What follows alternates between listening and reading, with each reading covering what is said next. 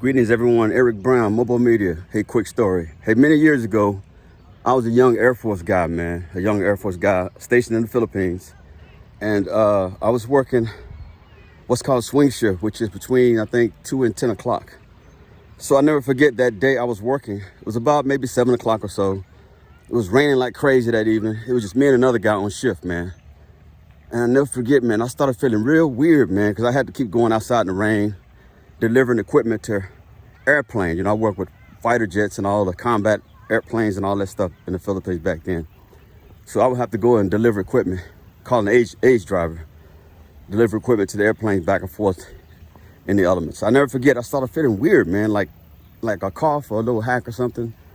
It just felt kind of weird, like irritated throat and everything, right? So long story short, the next day things had progressed to the point of I kid you not, within 36 hours, it got to the point where I could barely walk. And so long story short, what happened was I had a girlfriend at the time who was not my wife. She's not my wife now. At the time, it got so bad and they became so worried because we had like a little spot off base. We were living like with her mom, you know, part-time, things like that. But they became so concerned that they got me into a little vehicle and somehow took me to the base hospital, Air Force Base Hospital, because something really bad was going on with me because I could barely walk and it was just crazy. I was just like delirious.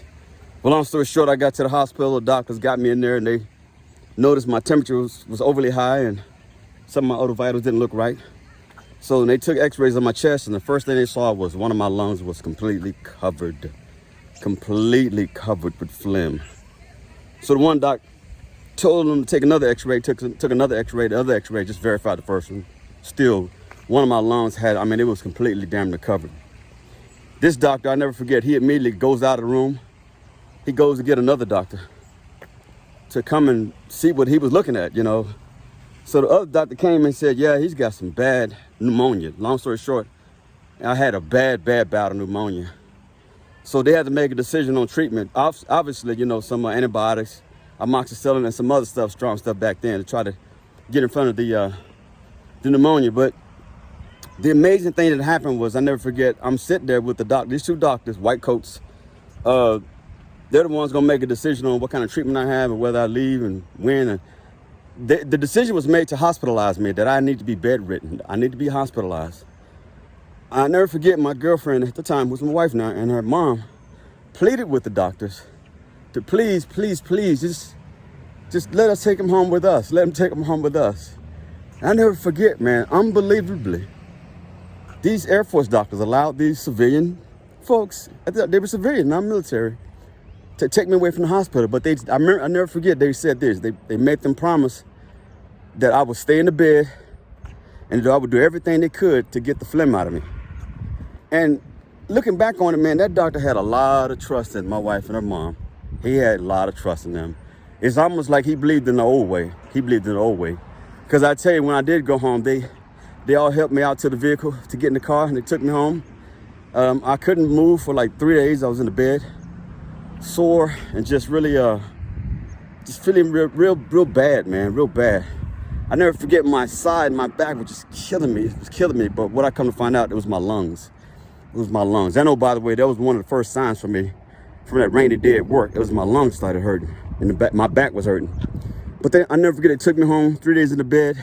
Her mom kept whipping up all those different kind of soups, man, with these little leaves in it, man. I never forget, man, it was just some of the best tasting soup I ever had in my life. But the soup had like magic in it. It was doing something to me because what was happening was it started pulling out that phlegm that was covering my lungs.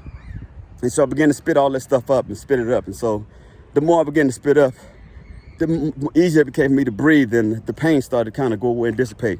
But I'll never forget, my wife's mother, she never let up. Even when I started feeling better, when I was able to kind of move around, she made sure I was at that dinner table at a certain time of the day eating some type of soup.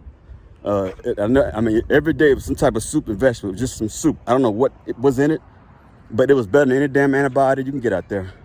But long story short, I recovered. After a couple of days, I felt like much better and all the phlegm was out. And I went back to the hospital to those same doctors and they were amazed. They were amazed, but they they gave each other a look that I'll never forget. It was almost a look as if they were not really surprised that they were able to care for me like they did, because I think they knew the compassion of Filipinos. But I think they were amazed at the time it took for them to get the flame down. It was record time. Within a week, they had it pulled down. I would have had been in the hospital 2 weeks for them to be working on me. But everything worked out very well. So just a quick little story I thought I'd share with y'all. It was life or death for me, because they were not supposed to let me go home, because it could have really turned south if the pneumonia wanted to. It had to sound like I got my pneumonia now. But it could have really turned south. With that, I'll let y'all go. This is Eric Barron, MOBO-Media. I'm out. Bye.